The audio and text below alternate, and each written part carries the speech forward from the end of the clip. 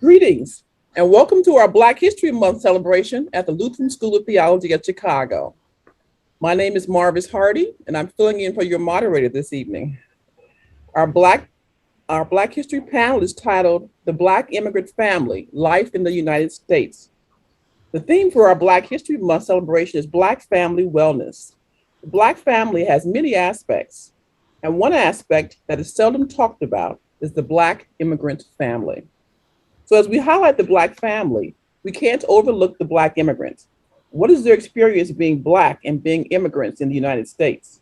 What are some of the hardships? What are some of the joys? How has the church supported or hurt the Black immigrant? Or how has seminary supported or hurt the Black immigrants? We will discuss answers to these questions and more. But first, let me introduce our panel of speakers for tonight's discussion. First, we have Pastor Martha Amberangu, a current student at the Lutheran School of Theology, studying for her PhD. Her family, including her husband and two daughters, have joined her here in the US. Martha, please tell us a little bit about yourself. Yes, as you have heard, my name is Martha and I am from Tanzania. And I have my family here with me. I'm a student at LSTC. I'm doing my PhD first year in New Testament. And like why I came here with my family is because I was here before when I was doing my master's degree, and it was really hard for me to concentrate with my family miles away from me. So I thought, okay, this time then I'll have my family with me here. So they are here to support me and to be with me in this journey. So I live on campus and I'm happy to be in this panel. Thank you. Thank you. Next, we have Reverend Emmanuel Karuna Karen. He's also a current student at LSTC studying for his PhD. His family, including his wife and two daughters, are here with him in the US. Emmanuel, you want to tell us a little bit about yourself? Hi, everyone. Very good evening to all of you. I'm Emmanuel Karuna Karan. I'm from India. And you may surprisingly seeing me, what is an Indian doing in the Black History Month? I will share it when my turn comes, but I live with my family here in the LSTC housing, and I'm a PhD student at LSTC. I came to US in the year 2018 with my family to do my master program, and then I got my PhD admission at LSTC, and I'm continuing my PhD studies at LSTC. That's me. Thank you. And lastly, but not least, we have our pastor, Abisolo Embando. He's a former LSTC PhD student. His family joined him here in the US. Abisolo, you want to tell us a little bit about yourself? Thank you so much. Good evening, everyone. My name is Abisolo Embando. I was born in Cameroon 69 years ago. I studied in Cameroon in the university for 4 years. Now, I immigrated to France in Europe, where I lived 4 more years studying management applied in telecommunication services. I lived in France with my family, like I said, for 4 years. Now, back to Cameroon, I worked 10 more years before migrating to the US as I went on retirement, which means once I was in retirement, I decided to study theology, starting in Cameroon. 5 years later, I graduated with a master's degree, then migrated to the US, where I became an LSTC student and graduated with a THM from 2013 to 2016. Now, after that, I studied as a McCormick student from 2017 to 2021. So, which means I will be graduating this coming May, hopefully. I'm married. I have 6 kids, 3 daughters, and 3 sons. 3 of them are living with us in the US because I'm living in the US right now with my wife. 1 is in England, another one is in Germany, and I have 1 here in Cameroon, which means I used to say I'm a citizen of the world because my family is scattered all over the world. That is why I wish there could be peace all over the world. Thank you. Thank you, Abisolo. Okay, so let's get started. We're going to start our discussion with a brief slide presentation. Our slides are going to tell us a little bit about the immigrant experience and some of the issues that they face as Black immigrants living in the United States. We start by defining what we mean when we say Black immigrant. A Black immigrant is defined as any person who was born outside the United States to non-US citizen parents and identifies themselves as having African ancestry and or being of African descent. The Black immigrant family is defined as those Black immigrants born outside of the US to non-US citizen parents of African descent and their children, regardless of where they were born. Next slide.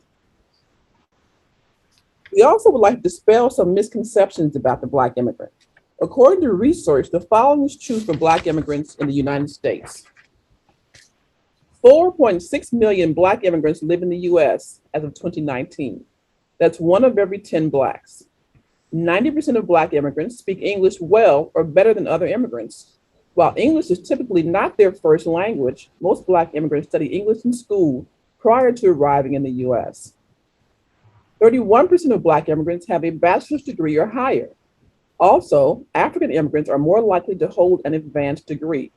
In 2018, nearly 16% of African immigrants reported having a master's or doctorate degree.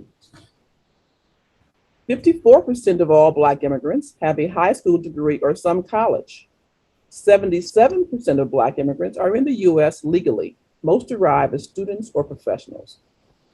42% of Black immigrants are homeowners. And 42% of the country's foreign-born Black population are of African origin. Remaining percentages include Caribbean-born or South American. So according to research done by the Pew Center, Black immigrants are more likely to speak English than other immigrants. They have a higher labor force participation rate than US-born whites, and they are among the most highly educated immigrant groups. Black immigrants play a crucial role in defining what it means to be not just an immigrant, but also an American. Yet narratives about immigration often omit the experiences of Black immigrants. While decades of organizing have brought the Latinx immigrants' rights movement front and center, the fact that immigrants come from all over the world, including Africa and Asia, is often overlooked. When entire communities are omitted from the narratives, they are also left out of conversations about protecting all immigrants and their human rights. Meanwhile, US immigration policy has always sought to maintain a preference for whiteness. The very first immigration law, passed in 1790, created a pathway for citizenship only for free white persons. Later, more racial laws were enacted to preserve a white America. The Naturalization Act of 1790 limited US citizenship to white immigrants only.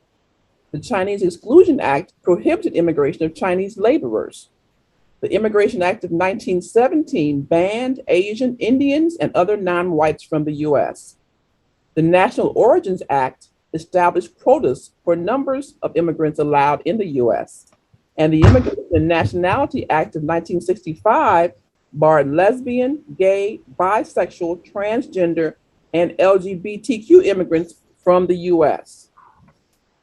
All of these laws restricted immigration from Black and Asian countries to accommodate white immigrants. More recently, the Biden administration's treatment of Haitian refugees is one of the many examples of anti-Black racism in our immigration system. Yet despite the positive contributions of Black immigrants, they still face discrimination in our society. Like other Black Americans, Black immigrants are disproportionately racially profiled, stopped, and arrested by police. Black immigrants also face a life of double jeopardy. Not only are they constantly targeted by police, but they are also targeted by immigration enforcement. It is for these reasons immigration for the Black family has now become part of the struggle for racial justice in America. Despite the forced and involuntary arrival of our ancestors, over the past 2 decades, voluntary Black migration has rapidly increased, creating a growing population in the United States. The Black immigrant family represents a community of people who work, pursue higher education, own homes, and contribute to the economy. And tonight we have invited immigrants in our community to share their stories. So our discussion begins with a few questions for our panelists.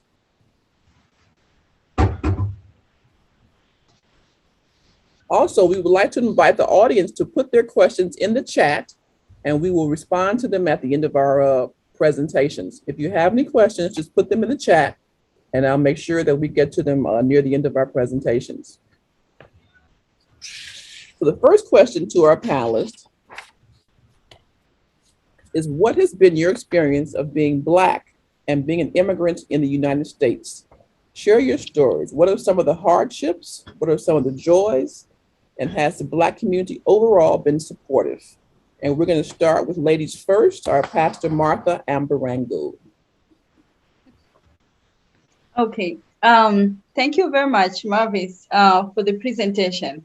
And thank you for everyone for listening.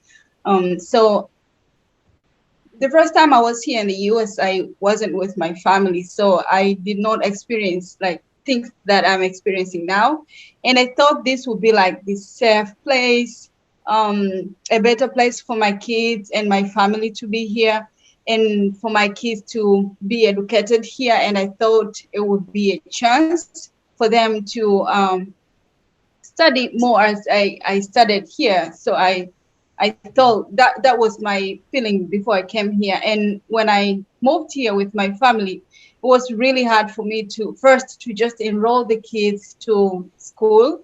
It was a really long process, and that was really hard for me because I had to attend class and at the same time to make sure that my kids also get a chance to attend classes.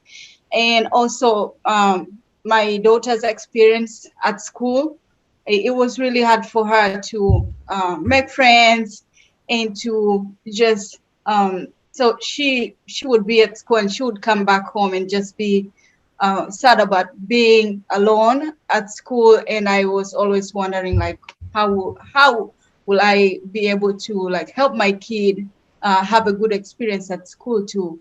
And so back home also, we the culture is really different. So when they came here, they had to experience a new culture.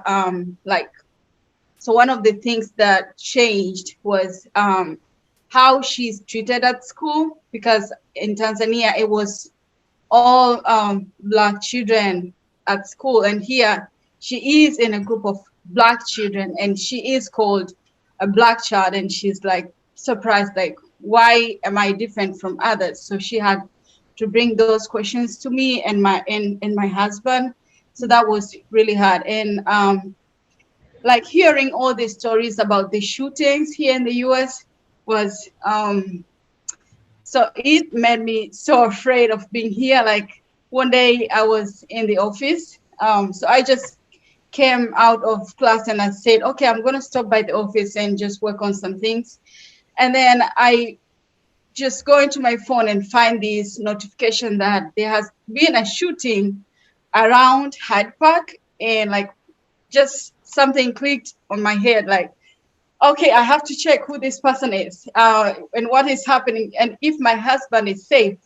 So like all the time I have to make sure, like I'm so afraid when he goes out. And like, so I still am afraid of that. In like, because of the stories I hear about the shootings and like who are the most targeted people, like who gets into who are the people who are mostly showed like in the US. So those are my fears. Um, but then some of the joys that I experienced in the US is just to discover what great things I have back home. Like I don't get to see those sometimes when I'm home, and I see like this is just our life. But when I come here, I'm like, okay, I think we have this is what is really good about my home country, and it makes me feel like, okay, you should treasure it and appreciate your home this much, because this is what other countries are missing, like the food, the peace. So I was sharing with one of my friends that, like in Tanzania, when we hear a shooting, people will go and see like what is happening. Is that someone has been shot, or maybe people are just playing, because we don't get to hear that most times. We just don't get to hear that, because it's really hard for people to own guns. It is really hard for people to, it's really hard to hear somebody has been shot. So that's what I treasure very much from back home. I will Okay. stop there. Okay. Okay. Thank you, Martha. That was very good. Okay. We want to hear from you. Want me to hear from our Reverend Emmanuel next? Want me to repeat the question? Or are you okay? I'm okay. I have the questions with me as Okay. well. Okay. Great. Thank you so much. First of all, I would like to thank the organizers and also the coordinators of the Black History Month events at LSTC. I want to record something very important. I'm not an immigrant. I'm a non-immigrant. That's my status in US. Secondly, I'm not accepted as someone um, into a black community, but I want to affirm my identity as a hybrid one. And I'm recently reading Polly Murray, and I would like to, take her identity as she describes as multiracial black identity. And that's you see here in the background of mine. So I believe in the hybridity, and one way or the other, I am black, and I need something which is very important is my acceptance as a black here in this panel, especially. Uh, and I would like to also say that I am accepted as a black person, and that's the reason why you invited me to talk on this panel. So thank you so much for making me to be part of this panel discussion. The experience of being a person of color or my multiracial black identity here in US has been always a challenging one. I've been marginalized, oppressed, and looked down in many circumstances. Um, but in being in the south side and in the location where LSTC is right now has a lot of meaning, and also the McCormick Theological Seminary. Um, so I live with my family here. So when I came here, people started telling me, "Be careful." That's the statement everyone was sharing with me. I was asking why, because you live in Southside. So the first thing is people wanted me to be uh, aware of what is going on in the South Side. I've been here for almost, this is my fourth year in US, especially in the South Side. I live in LSTC housing for 3.5 years now. I have never experienced any threat from my black siblings. And that is how the society see the black community as threat, and dehumanizing them to be like criminals. And I want to share that idea first to see how I am connected as a black person to all of them. Secondly, my story here is always I've been accepted as a black person because of my skin tone and because of my big nose and big forehead. I'm always seen as someone who is part of this community. Wherever I go, I don't have any hesitance to talk to people, that to my black siblings. So that's my story. But that's not the case with my family.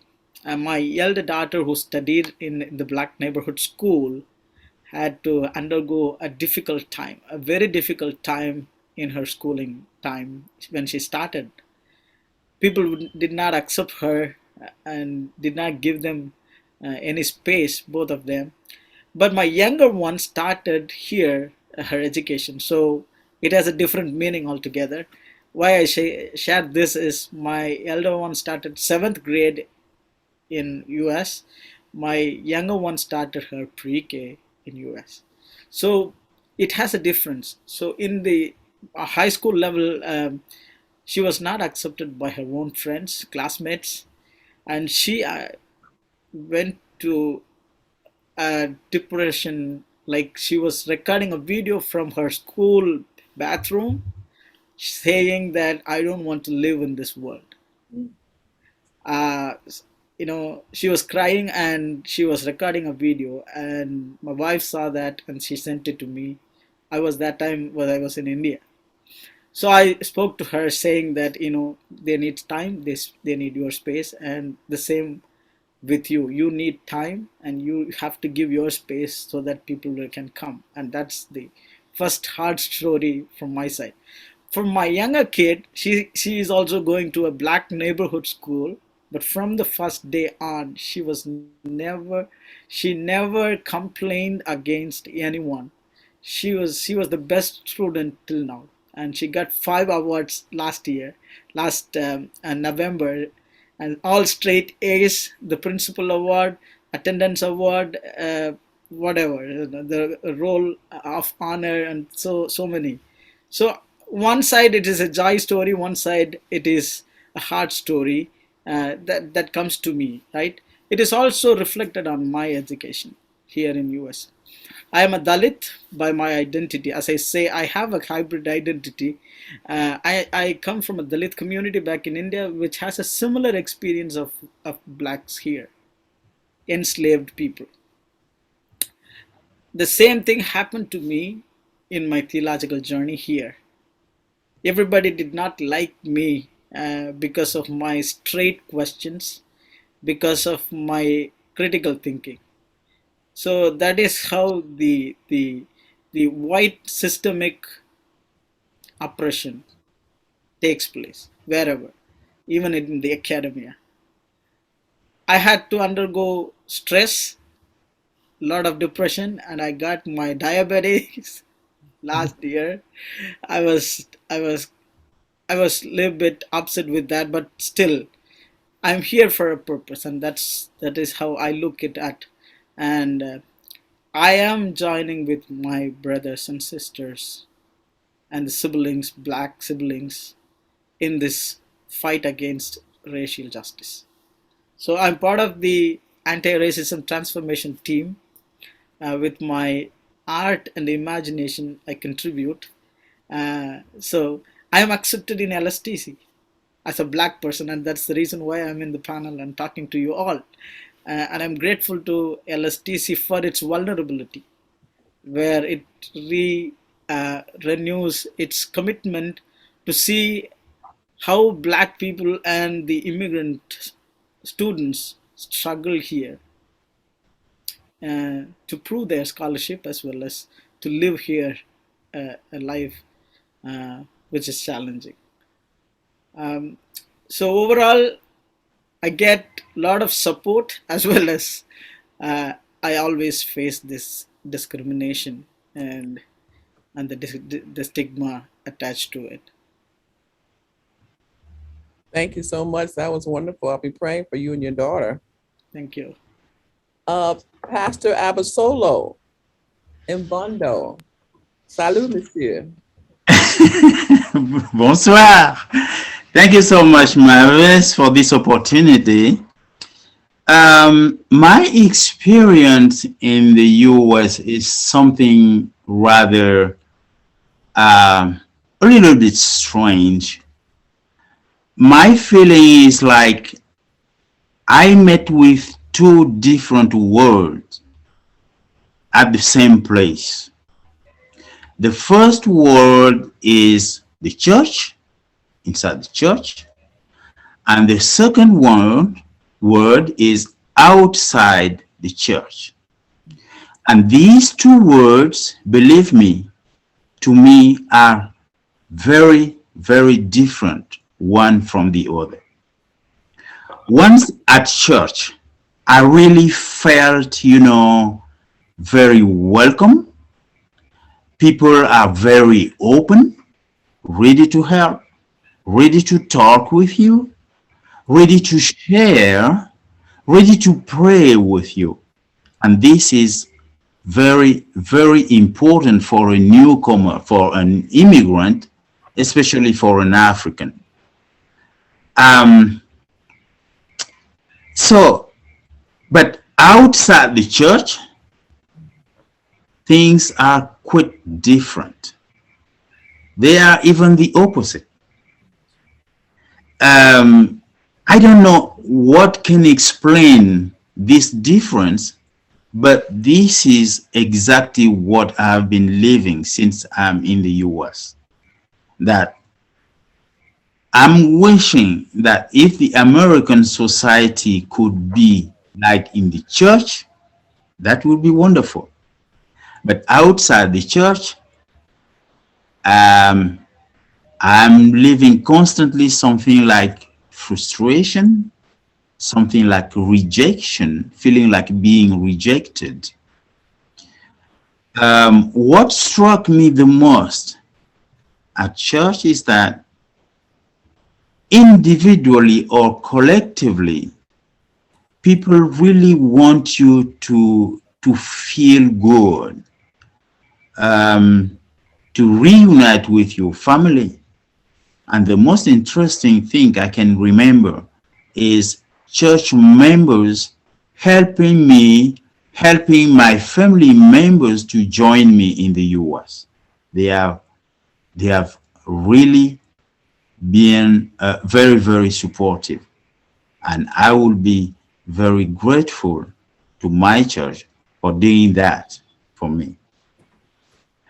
And like I said, things are different with the place where we are living at Hyde Park.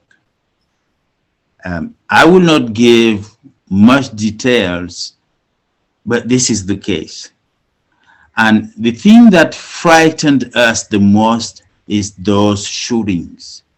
Every weekend from through TV, you will be told that 1, 5, or 10 people have been shot. Believe me, this is very shocking for an African because the neighborhood plays a very important role for everybody in Africa. I will give you an example. Where I'm living, I'm not so sure that I can name two of my neighbors, direct neighbor living beside me. I don't know if I can name two of them. So what I mean is life in the church is very different. It's another word, a different word from the rest of the world you are living in when you live in Chicago. That is the most important. But there could also be some differences between two different churches I've been living in. I have my church, First Presbyterian Church, and there is another church where I had to, to do my field studies. And I can tell you things have been different over there. Now, that's what I can say about life, my most important experience as an immigrant in Africa. Now, an important aspect of it is represented. I've been asking myself, what is the kind of relationships between immigrant from Africa and the Black community in the US? I've been always very curious to try and analyze and see what is the kind of relationship between the two Black communities. And once again, when you meet with the Black community in church, it is something very interesting. But when you try to approach the Black community outside the church, it's a different story. So this is my experience of as an African immigrant, as an immigrant coming from Africa. Let me tell you a short story. I came to the US, to LSTC, on August 24th, 2013. That is a day I cannot forget because it is the birthday of my wife, the 24th of August. Now, on June 2014, I was asked to make a presentation of Cameroon in my church, which is First Presbyterian Church of Chicago. Now, having presented Cameroon from an economic, social, political aspect, there came the time for questions and answer. And a very respected lady put a question to me. Listen to her question. Tell me, Abisolo, are you also in Cameroon among those who think that Africans are superior to African Americans? Are you following me? That was her question. I'm telling you, a very respected lady put that question to me. Believe me, I was very surprised to hear. Then I was like, what do you mean by being superior? What do you mean by superior? What is the criteria? How do you feel when you ask such a question? What does it mean to be superior to somebody else? Now, that was the opportunity for me, the very first time I was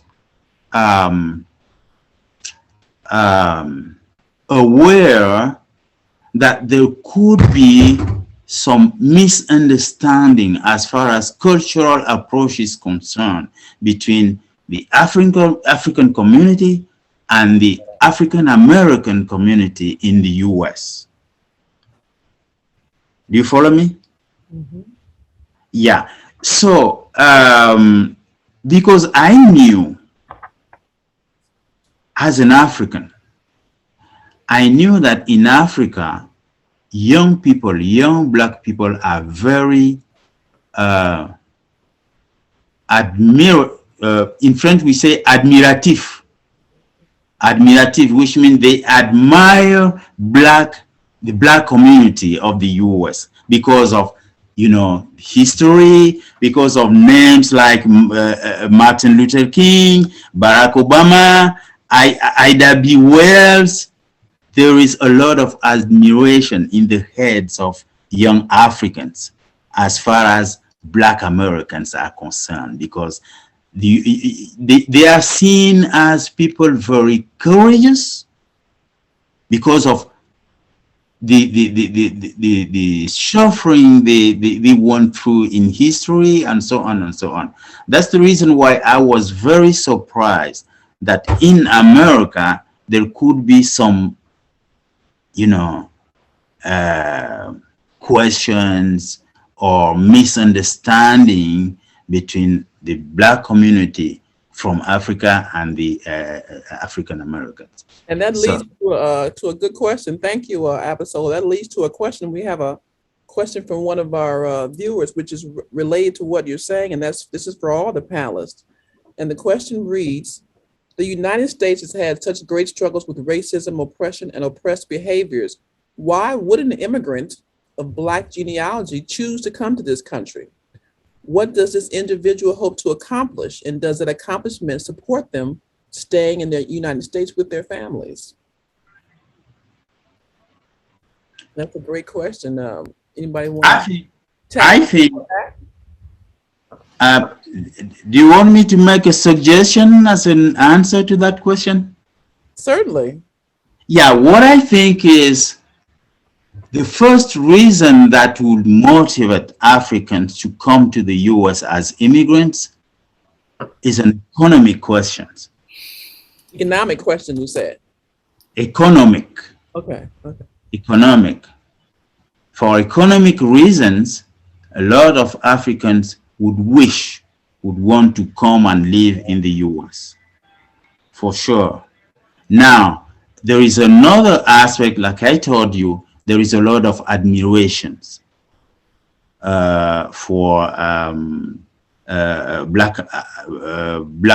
Black people in the American society because of their courage, because of the fight they went through in the past, because of their achievements in the past and even today.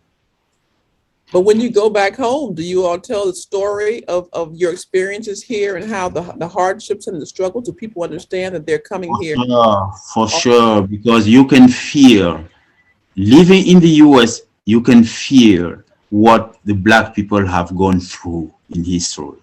And there still are consequences, an impact. There is an impact until today of the history of the US. You can feel it, you can see it, you can touch it, you know. Now that's a powerful statement that as immigrants, you come into the country and you can feel the struggle and the history of the Black people that are here. That's a very powerful statement. Anyway, I did feel that. Anyway, I did feel, I could touch it, you know. Maybe they are not telling all the time about their history, but believe me, when you come from Africa and you come to live in the US, you can feel what the Black people went through in history. Okay, let me hear from some of the other panelists. Martha, have you had that same experience? You're muted. Thank you. Okay, so before coming here, so my first time coming here. So when you're home, what the picture you get about US and all the opportunities you can get from the US is different from what you experience when you're here.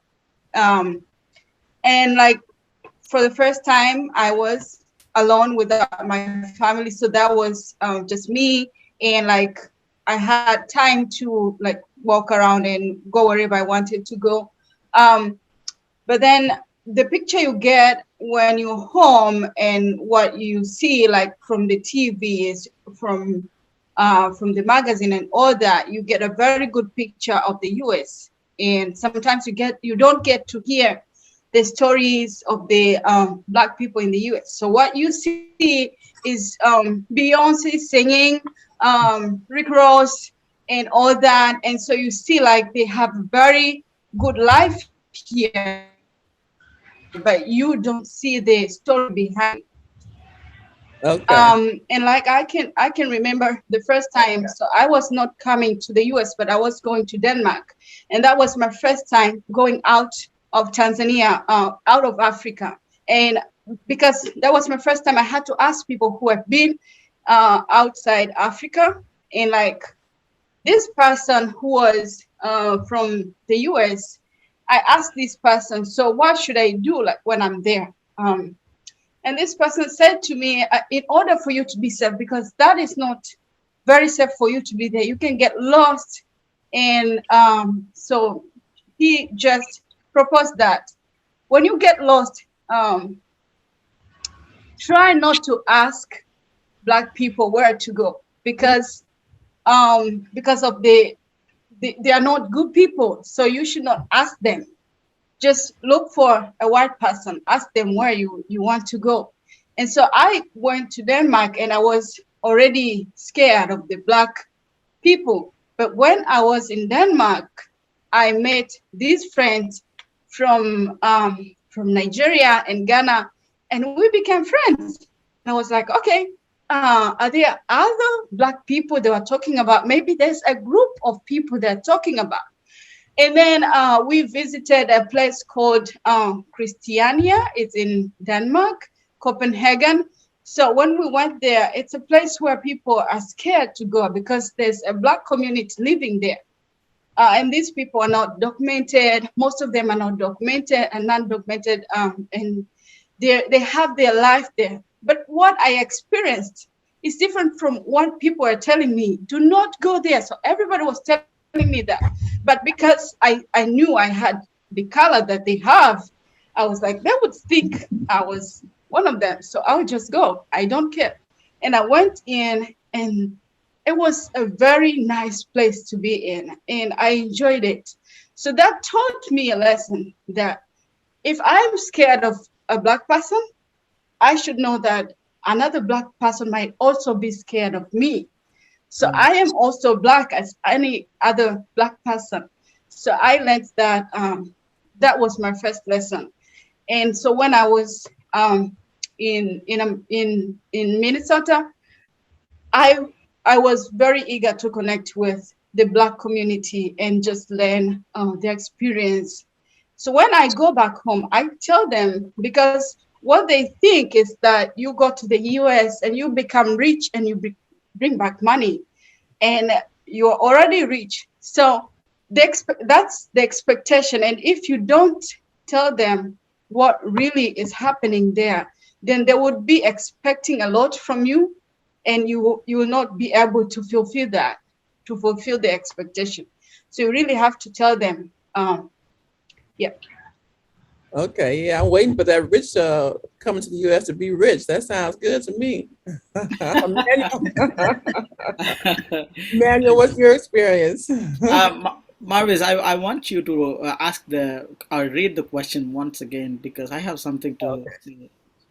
Okay, let me Sam. I need Sam to pull it up for me. It was in the chat or in the Facebook, right? Okay. Yeah. Okay. So the person asked, the United States has such great struggles with racism, oppression, and oppressed behaviors. Why would an immigrant of Black genealogy choose to come to this country? What does that individual hope to accomplish?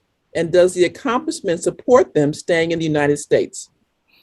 Yeah, that was actually a fascinating question for me because I see that there is a big distinction between the Black genealogy outside US and the Blacks in the US, especially the African American community in US. These people did not come as documented non-immigrant people. They came as slaves, and that has a lot of things to, ponder upon. And someone who is born here to a slave parents or grandparents and has the history of enslavement, fighting for their own liberation and justice in this land, as they have their birthright here in this land. And the person who is from Africa has a different status when they come here to US, as a lot of difference, and that's the difference that I wanted to make first. Uh, and then the history of enslaved people here is still on. It's not stopped, or it's not eradicated, or it's not justified. There is no reconciliation happening. But we are on it, and we are working on reparations and reconciliation, especially the one who has been enslaved. I borrow the words from Cornel West: 400 years of enslaved people know how to love. So Okay, so that is the difference that I wanted to make. And also I remember a movie clip. Um, what is great about America, right? Freedom, diversity, freedom and freedom, and so on, and opportunity, and so on and so forth, right? That is how we imagine America from outside. But when I come to America, I see a different America on the streets. On my summer program with Dr. Rob Varley, I was walking around the streets of Michigan Avenue, and I see people on the streets, which made me to think differently. What is America? So there is opportunity in this land, but the opportunity is being suppressed or not given to the people who are already here. But those people like me get that opportunity to come here to study. I had recently had a conversation with one of my black sibling. He said, "How many times you have been to Millennium Park?" I said, 5 times or 6 times to see the bean. There are people here in Southside even do not know that there is a bean existing in Millennium Park. And that is the difference, right? So that is how it is. So the opportunity that we seek here as elite people, as non-immigrant, are at a different status, has a difference than the people who live here, and that we need to accept and agree and acknowledge as person of color here. And then only we can be in solidarity with those people. And I agreed to that point when I understood. I took their shoes and started walking on their shoes. That's how I see the opportunity. For me, it is not the opportunity to live and flourish. My professor, Dr. Vic Ware, taught me two things. One is whiteness, one is blackness. So two different space. And there are many other colors also here. So he taught me, when you come as an immigrant Asian, where do you go? Towards life, towards better life, towards education, towards healthcare, towards what? Or do you go to death, enslavement, poverty? Where do you go? So I choose to go this side. It's a preferential, option for me to take side, to go to the oppressed, not to the oppressor. So that is the difference I want to make here. that's a great point. That's really very good. Abisolo, I see you want to say something. Yeah, I just wanted to add, to bridge on what has just been said, and just to underscore, just to emphasize the aspect that characterizes Black people in America, and which is very striking for an African immigrant, so for somebody who immigrated to America from Africa. And it is important for the Black community to know that they have the support Africans who come to America. This is important to know. And what I would suggest, I don't know if it is something possible, why don't the two communities set up an instance of communication, exchange, and collaboration aimed at, improving the economic conditions of both communities, I mean, the communities from Africa and the Black community of America, on all plans, like scientific plans. There could be collaboration on scientific plans, on religious plan, on the economic plans, social plans, and so on, and so on. But I would end up saying that there is a lot of admiration let me confirm that, for Black people on the part of Africans, because of what the Black community of America has gone through in history. It is not easy. It is not easy, but like I said, it is something we can feel. We can feel it day after day. Okay, you say that Black Americans have the support of Africans coming to the U.S., but is that really true for most Africans? Because often, and maybe there are reasons for that. A lot of times, when African Americans come over, they join their own communities and they separate themselves from Black Americans. Is that because Black Americans don't reach out to them, or is it because they feel more comfortable within their own communities with their own groups of like culture? How would you explain that? I think this has to do with culture. There is something we should know. Some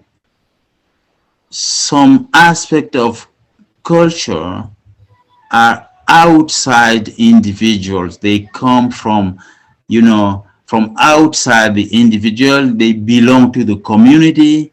The way you live, the way you eat, the way you dance, the way you consider your neighbor, those cultural aspects are very different from what is going on in Africa. So you need time to get acquainted to the way Africans live, the way they organize themselves, and so on. But with time, it starts coming up.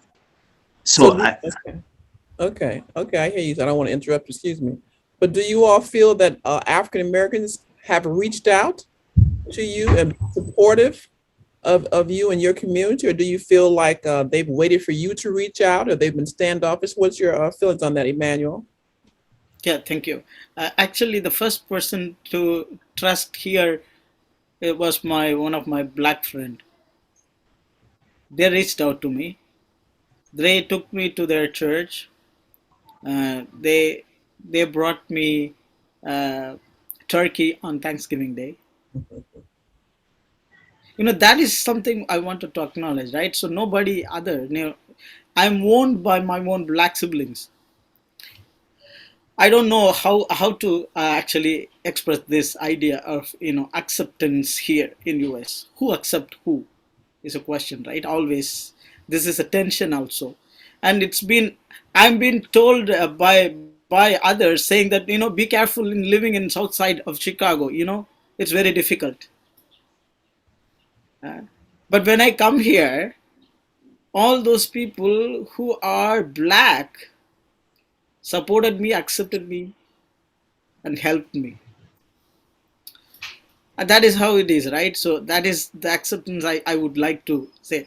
When Abisolo was talking about the culture, I would also like to intervene in that and make some disturbances.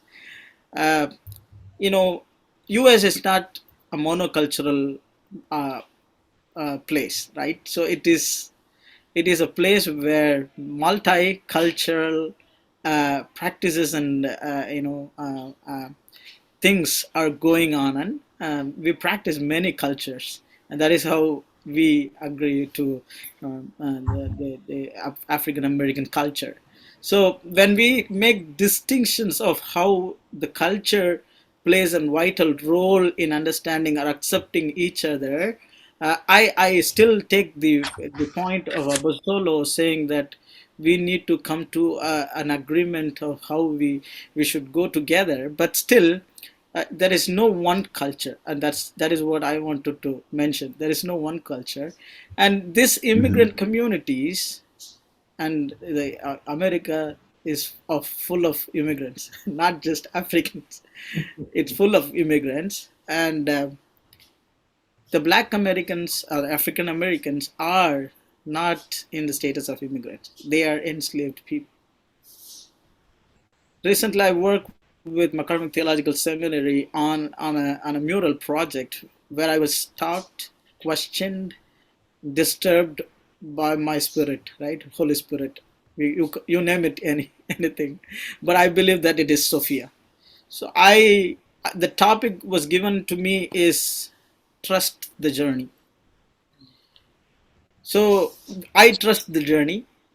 Abisolo, Miriam, Martha, you trust the journey to come to US, that you're going to be somewhere doing your PhD, but not the one who came out of gate of no return at Ghana. They do not know where they are going, but still they were made to go somewhere as slaves. That has a different meaning. That's true. That's a great point, Emmanuel. That's very important. I also, Marvis, may I put a question to you, please? yes. Yeah, I would like to know, what do you think? Don't you think the American institutions do have a role to play in this issue? I'm putting this question because I'm making a kind of comparison between the two communities that I've been, involved in. Like I told you, I've been a student at LSTC for 3 years. I've also been a student at Macomb for 4 years. Let me tell you, I've noticed a kind of difference between the lives of Black communities in both institutions. Okay. So, don't you think, what could explain that in one institutions, the Black community show more solidarity, they are more open, they are more, and in the other one, this is not exactly the same. Do you think the institutions have something to do in the attitude of the Black communities? Well, first of all, I'm not a Lutheran, but I would say that the Lutheran Church is one of the widest denominations in the country. So having said that, and McCormick being Presbyterian, McCormick, I think, has reached out to the Black community in a much more, in a stronger fashion. And so as a result, their population is much more African-American. They have a much larger African-American student population than LSTC does. And that may or may not, I'm not sure, may account for the different attitude or communal environment and the difference in those two institutions. I'm not sure. I would actually call on some people in our viewing audience to respond to that, and who could probably respond to it better than I. Please put your questions in the chat, and if anyone would like to respond to that question, certainly let us know so that we can allow input. But that's my personal opinion, and like I said, I'm not Lutheran, I'm not Presbyterian either. So, so I'm just I'm looking from the outside and at the two different communities, and they are very different. I agree with you. The atmosphere in both locations is very, very different. Very different. They are. Very different, and it could be because there are fewer students of color, African Americans, at the Lutheran school as opposed to McCormick, where the majority of students there are now African American, and so that in of itself provides a whole different environment. Thank you. Okay, I have another question here from our audience. From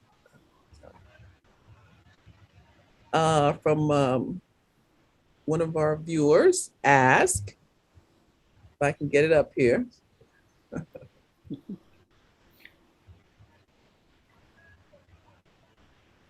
Okay.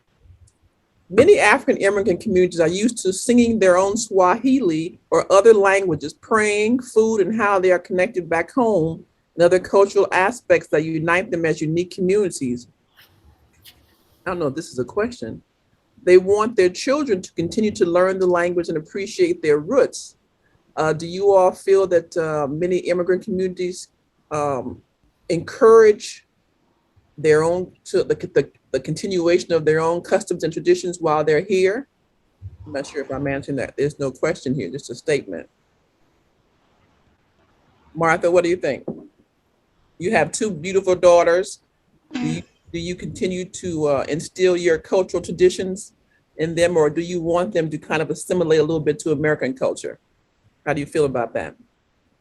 Yeah, so on my side, my husband and I have been trying so hard to make sure that they don't lose their Swahili language, and they eat our home food, because we will be here for a short time and then we'll be back home. So they need to understand that they will be home, and they'll be back in Tanzania, and we don't need them to forget all of that, because they need also to connect to their home too. And then, like, so for me, sometimes I feel like I'm also connecting to the other question that Emmanuel was answering before. That so when I am here in the US, so my culture back home, I can greet anyone even when I don't know or I know them. So I just say hi to people, and sometimes just that greeting connects people. But then sometimes you can just be walking somewhere, and then you say hi to a person there, and the person just doesn't say hi back to you, and you're like, okay, I'm not sure I'll say hi again. You try the second time and the third time. So sometimes it's really hard to connect to people just like that. For me, that is the first thing to do. And now we're wearing masks, so sometimes you don't see my smile, but I'm smiling and I'm trying to connect with you. Please connect. Let's exchange that, and we can start talking from there. So that's one thing that like hinders me from connecting to the Black community. And like the food, things like that, they connect us. So when we meet people from Africa, we know that they probably know where to get these spices. So I have to talk to them and ask them where I can get the spices, where I can get a good rice, where I can eat this. And sometimes we share some few words like in our languages, so we know that we can understand each other. But when I came here, one thing that was very surprising to me, I speak Swahili, and when I walk around Chicago, sometimes I see Swahili words posted somewhere in some companies. So I go also to Hello Baby somewhere here around Hyde Park, and they have like Kuleana, something like that, and it's a Swahili word. That is what pushed me to go there, and I met some other people from there. So I try my best to learn the American culture and to speak the English language. And I'm also happy when someone else is trying to learn something from my home country, the language, the food. So one day, Marvis asked me, do you want to go to an African market? I was like, yes. So that's how we connect to people. And Shamaya was also talking stories about Rwanda and how the food was in Rwanda. So we connect like that. And I also, I also met some Black people from the Black community. And they sometimes greeted me before I greeted them. And that was really nice here. And I love that. Okay, that's good. Thank you so much. I think we have a question from one of our viewers, Vima. Is it me? Vima have a question. You can unmute Vima. Maybe you can respond to Abisolo's question. Thank you, Marvis. Yeah, Abisolo, it's so good to see you after so many years. Well, I think that most of you, if not all of you, knows that I am Black. I am from Puerto Rico. I am Caribbean. I am Latina, and I am part of the Pan-African community, and that has been a challenge. And I want to share with Abisolo that, that I graduated from McCormick. McCormick has a ritual to put stalls 2 days before graduation to all of the students who participated and were part of a student group. Through my journey at McCormick, I was very intentional in being active in the Pan-African Students Association, that is E.pistle. And I know that Marvis will remember this because she was there. On the night of this event, all of the Black students were called. My name was not mentioned. Even when I addressed the situation that my name was not on the bulletin with all of the names of the students that were part of these organizations. When that happened, I had so many questions and conflicts inside of my body. And I was thinking, well, you can let everything just pass by and not interrupt the program, or you can stand up and make a scandal. And I decided to make a scandal. I stand up and I say, my name is not there. And if my name is not there, E.pistle is not Pan-African. What is it that I am going to try to explain with this? Institutional changes are claimed and are made by the people who are feeling excluded or are the margins. At LSTC, we are doing this work. We are not there yet, but we are doing the work. I'm working with the ATT, which is the Anti-Racism Transformation Team. So good to have so many members of the ATT tonight here. I'm working with the institution from the court to make these changes happen. But they will not just happen, we need to make them happen. I know that this is such an important topic to address. And these conversations might not be always easy to have because there are some wounds that need to be healed. Before we come together, there are conversations that need to happen for us to heal ourselves and to address more the things that bring us in common than those who have used the system to separate us. So I thank you so much. And the Black History Month, thank you so much. Thank you, Vima. That's a great point. I remember that very well. I was embarrassed because they didn't call your name because I think we were sitting next to each other. And I was like, well, wow, they haven't called Vima's name. I wonder why that is. And then I was very proud of you. In fact, when you stood up and said you didn't call my name, and so that makes you a not Pan-African. I thought that was very strong and a bold thing to do. So yeah, that's true. And I wonder why, how institutionally they can correct something like that. But Emmanuel, go ahead before I have the next question. Yeah, thank you. Thank you, Vima, for jumping in and contributing to what we are talking about. And thank you for also recognizing the cultural appropriation that the whiteness actually spread in US, right? We talk about there is one monoculture, that is how it is, right? So the cultural appropriation happens everywhere, and we hold on to our own cultures, and that is the beauty of being Black in US. So there is no one culture, and that is how I understand. And as Vima said, making someone to work on it and to make someone to be accountable of not assimilate all the cultures to be one. There is no such one monolithic culture which do not, which never existed in US. But we've been facing this evil with a lot of tensions and questions, but we will get there. Yeah, we will get there. I have one more comment from another viewer. As a first-generation Haitian born in the US, I am grateful my family kept the culture of Haiti. It's so important to keep the culture and pass it along to your children. I identify as Haitian American, but I'm also an African American. What did you want to say, Abisolo?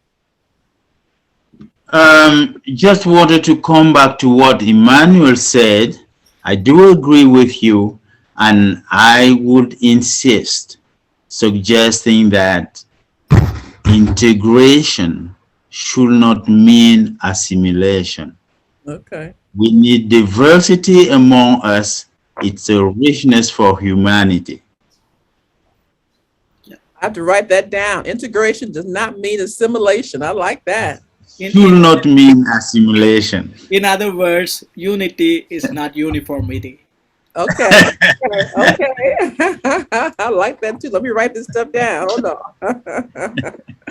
That's great. Do we have any more questions from our viewers before we kind of wind down?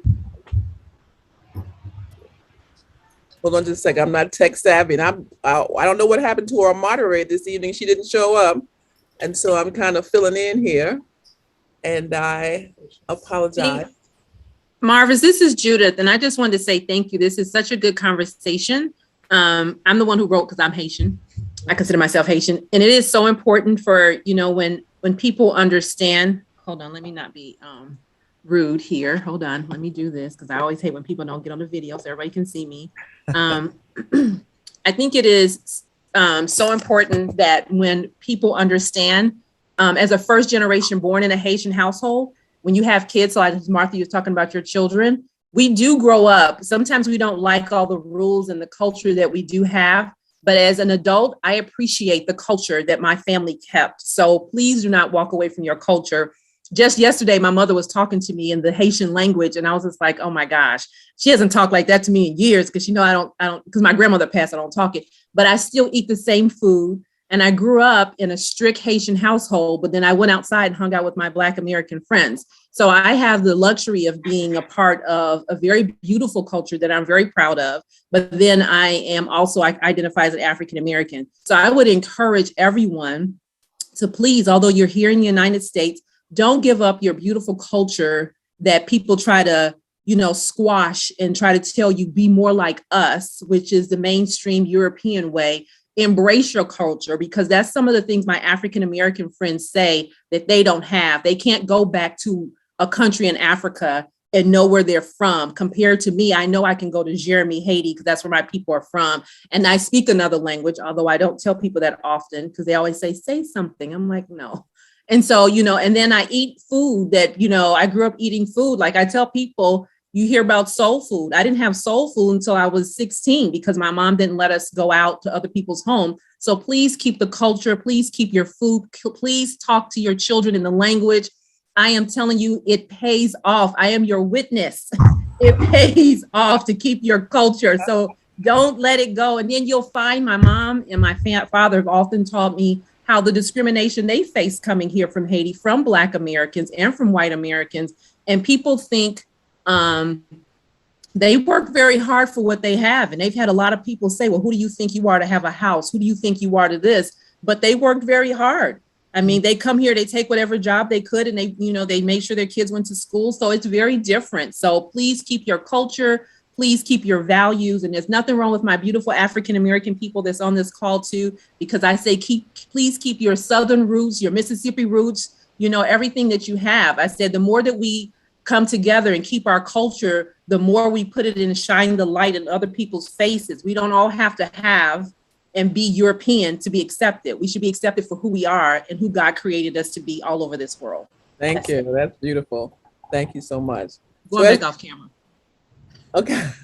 Okay. So as we wrap this up, if you guys can just briefly tell us what type of support or assistance, what more support would you like to see from the Black community and the white community in your schools and your churches and your communities that would kind of facilitate your presence here, if that makes sense?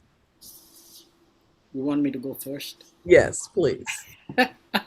Yeah. So thank you for the question, which has a deep meaning, you know, and made people think. First thing is, the white academia and the whiteness is so strong in the institution, and that doesn't hear the voices. Recently, I drew an art. Somebody is holding a person's neck and ask them to talk or raise the voice, which is the real, which is the reality that happens in many institutions. And I would say that, you know, LSTC, it's not an exception. It still has this white supremacy practices, and it it is not recognizing that it is holding our necks. We are struggling, we are still holding their hands and resisting them not to hold ours. So my language may not be the same. As Judith said, I have a rich cultural heritage in my language, but I am talking the colonizers' language now. And I had to do this in order to prove my scholarship. Yes. And that is something that needs to be challenged again and again here. So I'm part of the deconstruction ideas and the philosophers and the theologians who forerun the idea of deconstruction of why we need language. Now, that's So a great point. Go ahead. Go yeah, ahead. that's first thing. And then secondly, uh, we are identified as blacks, as slaves, no matter what, you know. So they look at us like if it is not white, it is black. If it is not white, everything is black. And that is how white people see. But black people, they don't see that way. They see the rainbow. They acknowledge the differences and the colors. And that is something I need to, see as a support system that I see in US, especially my supervisor understands me better than any other. Um, I have a lot of questions about the academia, and he spoke to me differently with my language. He came to me and sat with me for a talk, and he said, "When you think that your art is finished or complete?" I say, I don't feel that it is complete. I have more to add. But you will stop at one point and give it to somebody, and then you don't go into their house and I want to do it again. And you don't say like that, right? So that was his question. I said, yes. So that is the same way you have to write your papers. You cannot write everything and bring any conclusion to all the problems that are here in US. You write how you can do it. So he understand my struggle and inner brokenness as a student, as a person of color, as an immigrant. And that is very important, and that is being identified from a black person, not the white person. White person challenges me saying, you need to bring literature for your points. Whatever you say or whatever your point, you need to add literatures. It's not my own, they don't see that it's my own experience. So that is how it is. So I would encourage those viewers here tonight to see us as someone who is equally, as a human being, equally has the potential to think. Our epistemology has the meaning to share something to this white academia, right? So that is what I wanted to say to the whiteness, both in an institution and also in US.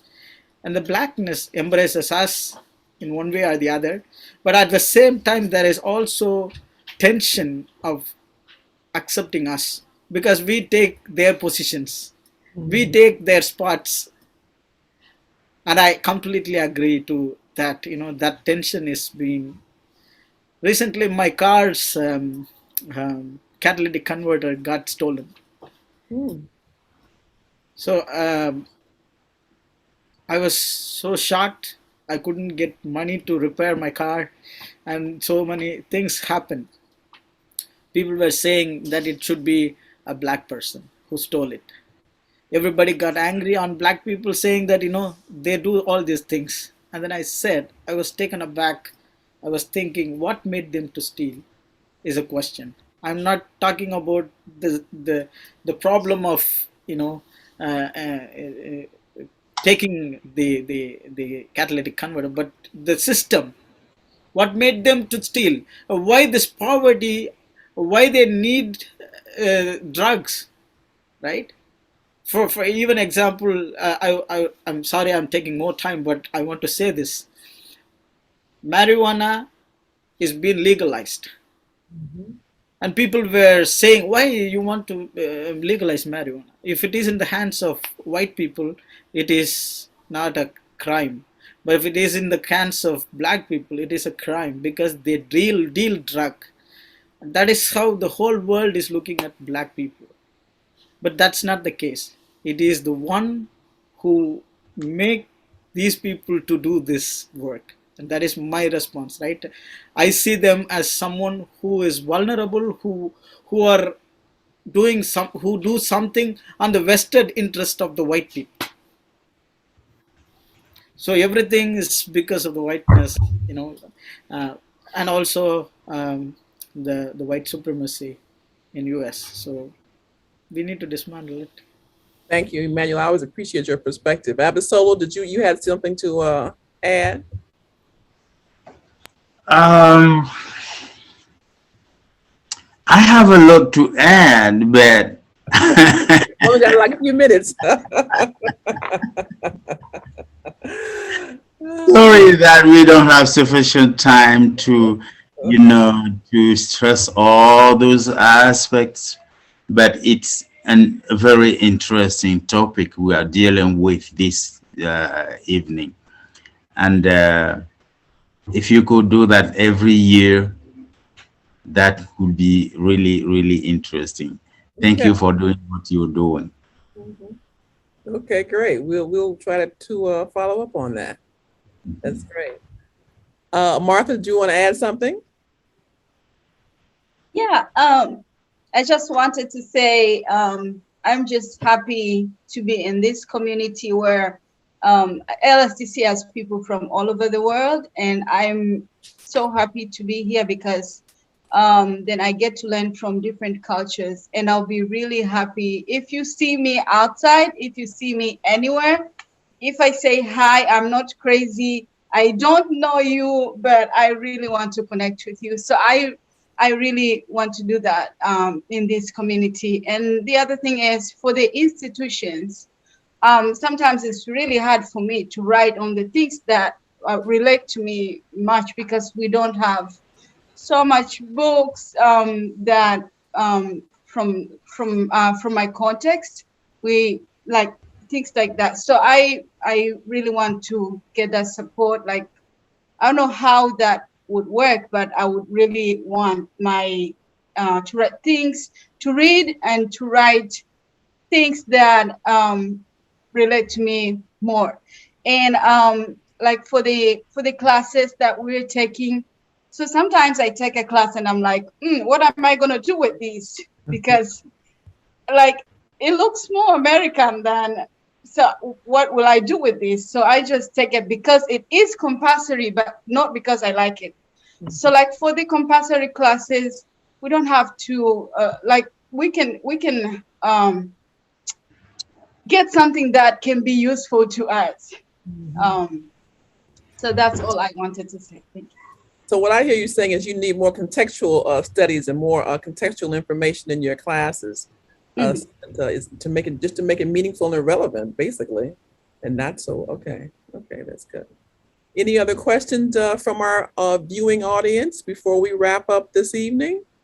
We certainly appreciate our panelists a great deal. They've given us some great information and some good food for thought. Thank you for bearing with me. Like I said, I'm filling in for our moderator who didn't show up. So, oh, there she is. Hey. Okay, she's in our viewing audience. Hi. Any other questions or comments before we leave?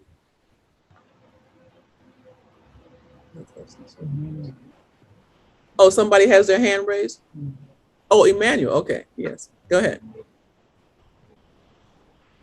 I'm sorry, that was long back. Oh, okay. Lower my hand. Okay. Okay. Marvis? Yes. This is Dr. Thomas. Hi. Hi. I would like to say something. Okay.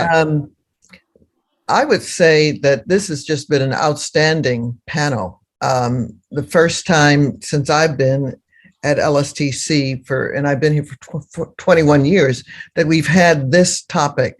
So bravo to you and to the planners of the panel. If you were standing in for someone else, we would not have known it because you've been such a great host. So thank you. Let's show an appreciation to Marvis. Thank you, thank you, thank you. Thank you, Dr. Carter. I enjoyed it. I was trying to interrupt people so I got with my own questions. So I appreciate each and every one of you. Thank you so much. So we're going to wrap this up. I appreciate everyone being here. Thank you to Martha Amberangu, Emmanuel Karuna Karen, and Abisolo Embando for being with us this evening. Thank you to our viewing audience. How many people do we have?